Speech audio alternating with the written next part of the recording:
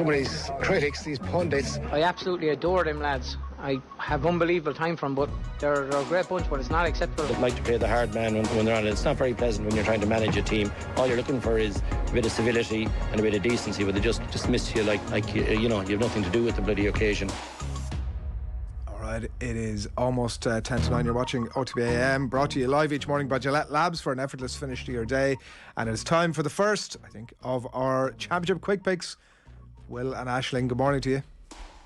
Good morning, lads. How are you? Good. Will Galway beat Mayo is the first question we have to ask ourselves this morning. So let's see which way we've all gone on this one. It's Mayo across the board. I mean, look, is there a case to be made, Owen, for Galway here? Yes, there definitely is a case to be made for Galway. The case is that they've played each other the last couple of years in Championship and it's been very close. Obviously, they don't have home advantage this time, which is something I suspect is going to be a significant part in all our picks at the moment, going with the home team. But I think like they've got to a Division 2 final. Yes, they were beaten by Roscommon. Like this is a team that has given Mayo trouble over the last little while. To suggest that this is one-way traffic, even though we've all gone for Mayo, I think would be a little bit ridiculous. There are massive questions about Mayo after the league final. I accept that not many of them will prevail in Championship, but Mayo have shown when there is a backdoor option in Championship, they like to go the circuitous route. So I'm not fully confident in this pick whatsoever, but I still do think that Mayo will edge it. Can I ask Aisling about that, the hope post the league final, the Kerry seeds of hope / doubt, depending on your viewpoint? Like, it's one thing for a team looking at that, the likes of Galway, thinking, well, we can overrun their midfield like that, and then an entirely different thing being able to do it. Yeah, well, this is it. But even Galway in their league final, I don't know if they were fully showing their full hand.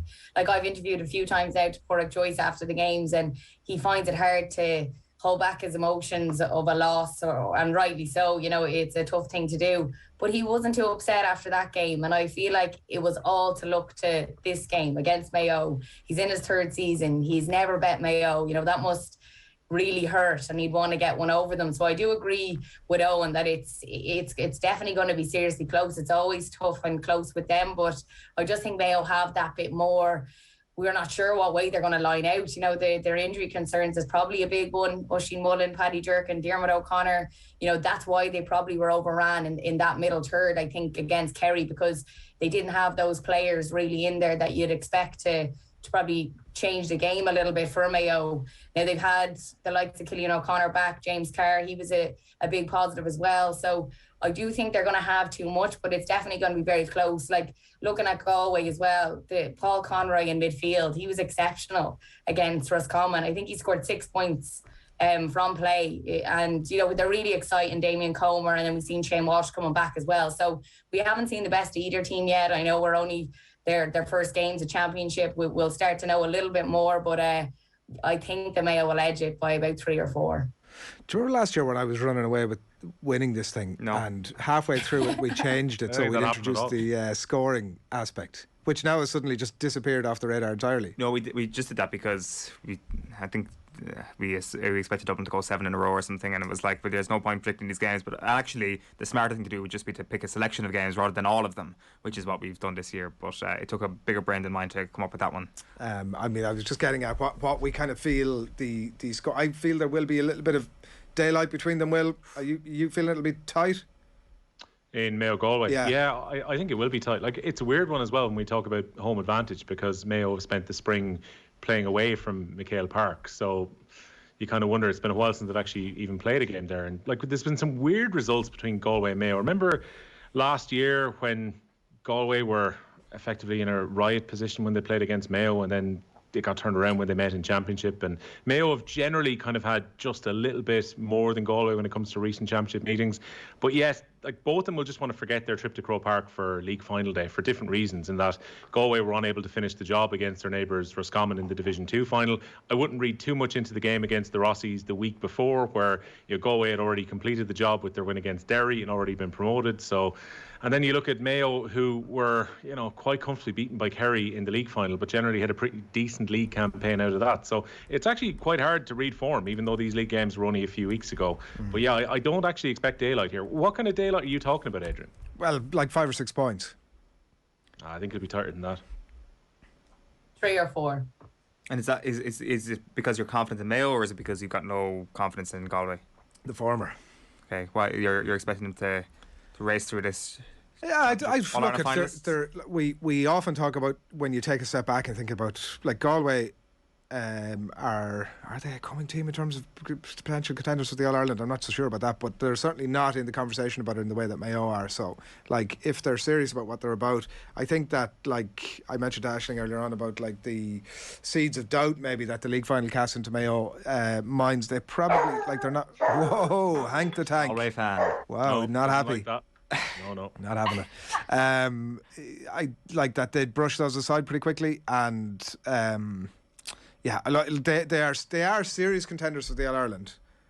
So this can't be an issue for them. And if they're not beating the likes of Galway by 5 or 6 points, which is no disrespect, I can tell by the way you're looking at me. To me. It's not a disrespect to Galway, but if you are expecting yourself to be in the conversation with the All-Ireland, then that's what it's got to be. Poor choice. Just get that on an iPad and stick it up in the dressing room wall on loop. Will mentioned home advantage earlier on, Aisling, and so we'll move to Donegal Armagh, and that certainly swung my thought process around the outcome of this one. Let's see which way everybody was going. Donegal Armagh. We've got Donegal across the board, apart from Will O'Callaghan, who's pumping for Armagh here. Tight call. I went with home advantage. It was certainly muddied by the suspensions getting cleared. Did that swing you the other way, Will, or were you always in on Armagh? No, I wasn't always in Armagh. I think this is a game that could well have been won at the Central Appeals Committee during the week. Like 4 key players are now available for Armagh. Donegal must be really ruining the decision not to just appeal, because it seems in the GAA the best thing to do is appeal and appeal again. And eventually if it goes to the DRA, you've got a chance that you might get off. Like, it was intriguing how the way this melee has been treated, particularly how Rian O'Neill ended up being effectively cited as opposed to being in the referee's report, and then all 4 of them get off in the end, and that's a huge boost for Armagh going into this game. I appreciate it is very difficult to go to Ballybuffet, and I was half thinking that some of you guys were going to go for Donegal. I didn't think it would be all Donegal. I thought we'd be split on this, but I just think that's a massive boost for Armagh on Championship Week to have these players back. Armagh were very good for the best part during the league. Donegal were decent as well, don't get me wrong. We're talking about 2 Division 1 teams meeting in an Ulster Championship game here. There's definitely going to be no blowout where there's 5 or 6 points in this game, but I actually do fancy Kieran McGeeney's side to go and get a result this weekend. You just can't trust Donegal, says Shane on YouTube. We shall see. I don't know though. Like you can trust them in games against Armagh recently in the Championship. Like, I mean, the record against them is good because Armagh's Championship record has been so bad over the last little while. Last year was the first time that Armagh started to show signs of life in the Ulster Championship, and like, I'd agree with Will, there was like some great glimpses in the league, but those glimpses were at the start of the league. I think their form is front-loaded here a little bit. You can't read too much into it, as we've established with Mayo Galway there when it comes to form, but I still think if you're looking at where the arcs are of both of these teams, Donegal, the return of Michael Murphy, were on the uptick at the end of the league. Armagh maybe on the downward, and that's what gives me confidence in picking Donegal this weekend. As I say, they met 2 years ago. Donegal hammered them in the Championship. Armagh have come a long way since then. But I just think that this sort of... There's a bit more of a war horse about Donegal in Championship. Yes, they've underwhelmed when it's mattered most. They haven't got back to that semi-final. But I think they'll just about edge it. Aisling? Yeah, geez, I said Armagh up until late yesterday, and I changed my mind, and I'm still not 100% sure. I definitely think that Armagh should go to Ballybuffet and put on a massive performance and get a win. And when we're talking about form, about Donegal, I just haven't seen their form. I haven't seen anything even this year in the league that would convince me, even though I picked them here, but nothing that would convince me that they're, where they should be. Because as Owen said, they've constantly underwhelmed in these big games. Look, few things have gone against them. The likes of Michael Murphy last year was sent off. We had injuries. There's always something, to be honest. When we see Armagh and you look at their form, they're up and coming, they're exciting. The brand of football is brilliant to see. The long diagonal balls they're playing inside. Their forwards are a joy when they get on the end of them. So I'm talking myself out of my own prediction here.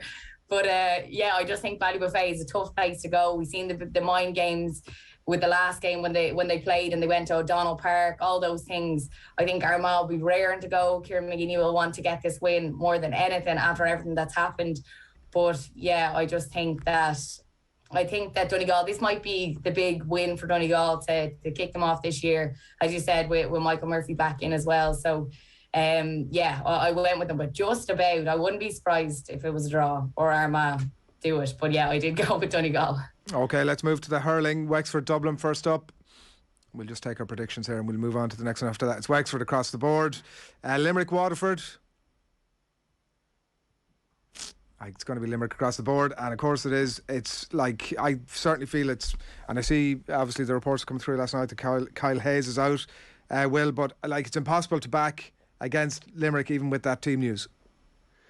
Yeah, I mean, this is the first time Kyle Hayes is going to miss a championship game under John Kiley. It goes back across 27 matches now that he hasn't missed. And when he went off feeling his hamstring against Cork last week, you were wondering how serious it was. It's being reported as a strain. So he'll probably be back for the end of the Munster Championship campaign with Limerick. There was no way they were going to risk him, given that they still have a couple of games to play after this game against Waterford. But this one's intriguing because potentially, as Derek McGrath has written in the Irish Examiner this morning, this could be the first of 3 meetings. We spoke about, Kerry and Mayo could meet 3 times this year after they met in the league final. This could well be big game in the round robin, a Munster Championship final, and the All-Ireland final, depending on whether the teams can sweep up the rest of their results in Munster. It's a pity that last weekend one of these two teams didn't suffer a defeat, because if they had, it would have added that extra bit of spice and importance to the fixture. I think the loser of this game will still qualify.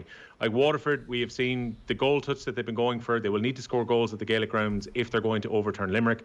I actually think psychologically it would be really important for Waterford to try and do so, because this Limerick team have had their number, and particularly have had their number in big games. When we look at the All-Ireland semi-final from last year and the All-Ireland final from the year before, they won by 11 points in both occasions. So I think there's more importance going into this for Waterford, but I expect Limerick, given the way that they performed against Cork away from home at Páirc Uí Chaoimh, where they look so comfortable and look like the Limerick of old, I think Limerick still beat Waterford tomorrow night at the Gaelic grounds. But for me, across both codes, this is game of the weekend. The loser at Tipp Clare probably may not have the same luxury, Will, but Tipperary for Owen, Will and Adrian and Aisling, you've bucked the trend here.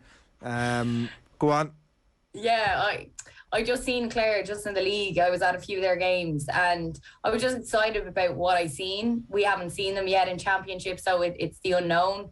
But I think what I seen, like they're a great side. They're maybe the underdogs going in here, which will be a great thing for them.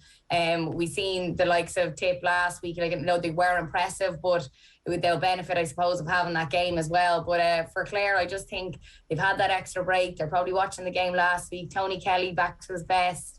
I just think that they could throw up a bit of an upset here. But it's a tough one to call as well. And I don't know, Shane O'Donnell, if he's like, we're going to return. I don't know if Will knows more than me on that one. He's been on the sideline the past 12 months. There's talk of him being back as well. So, I just think they didn't lie down against Limerick in the lead. The physicality they showed.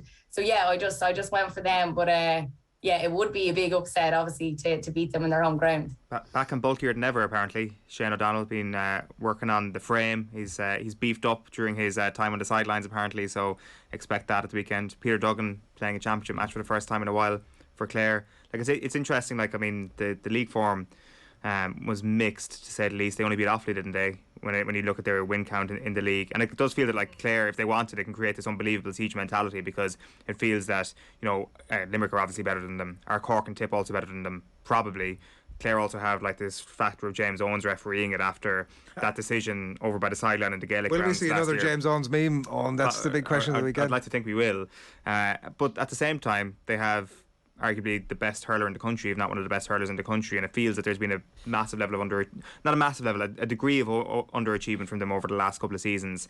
And I just think that if they want to create some sort of, as I say, siege mentality and try and achieve something beyond their capabilities over the next couple of weeks, I think it's within their grasp. The problem is that they lose this weekend, they've got Limerick. This is the high stakes game of the weekend, though. Like, as Will said, Waterford Limerick, while it is the game of the weekend, it's not the highest stakes. There's a lot on the line in Tipp Clare. Yeah, I think I'd agree with you on that one, lads. I mean, Duggan and O'Donnell are obviously back in training. I'm not sure if they're going to be able to play this weekend, but it's almost a perfect scenario for Clare in a way, in that no one's really been talking about Clare because they didn't play in weekend one, and they were the outsiders to qualify from Munster anyway, so they've been talked down quite a bit coming into championship. They will take a bit from the fact that once Tony Kelly came back in, they won their game against Offaly, which assured them that they were going to be in Division 1 for next year. Probably should have beaten Limerick at home in the league. Then they had a little break to just work on everything, and they were a team who needed their injured players to be coming back in. So it was probably ideal for Brian Owen and the rest of the management team to be able to work with them over the last 4 or 5 weeks to target this Tipperary game. They don't have a good record at Semple Stadium. That definitely goes against them. And the reason I've picked Tipperary was because how well Tipperary hurled, particularly for the first 30 minutes away from home against Waterford at Welsh Park last weekend. I really feared for them with the changes that Tipperary have had to make. And some of their players really stepped up, the young players that came in to start, that we've been wondering why Liam Sheedy didn't use them for the last couple of seasons. And then you saw the really good performance up front by Mark Keogh. He'll be there to try and cause plenty of problems for Clare on the weekend. I think Tipperary will come out on top, and that will give Tipperary a chance to potentially overturn Cork, especially given that Cork have had to give away home advantage for their game against Clare, which would have been at Páirc Uí Chaoimh when it comes to later in the Munster Championship. And maybe Tipp will feel that they can get in just ahead of Cork in third place. I still think Limerick and Waterford qualify, but after watching Cork's performance last weekend and the defensive issues they have, both Clare and Tipperary will fancy an outside chance of qualifying now. See you back here next Friday.